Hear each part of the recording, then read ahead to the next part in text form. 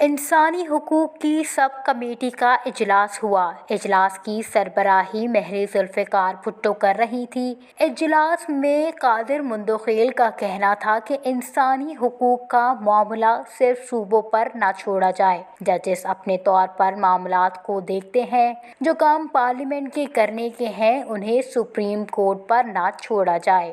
ہمیں child labour اور بچوں پر تشدد کے حوالے سے مؤثر قانون سازی کرنی ہوگی۔ سوشل میڈیا کا دور ہے، سوشل میڈیا پیج بنا کر انسانی حقوق کے حوالے سے شعور بیدار کیا جائے۔ چیئرپرسن مہر بھٹو نے اجلاس میں انسانی حقوق کے حوالے سے ڈیٹا کلیکشن کا پروسیس بہتر بنانے کی ہدایت کی۔ ان کا کہنا تھا کہ جیسے پولیو مہم ہر چینلز پر نظر آتی ہے، باقی ایشوز کے حوالے سے پیغامات بھی ایسے ہی چلائے جائیں۔ قادر مندوخیل نے لاپتہ افراد کے معاملے پر بات کی۔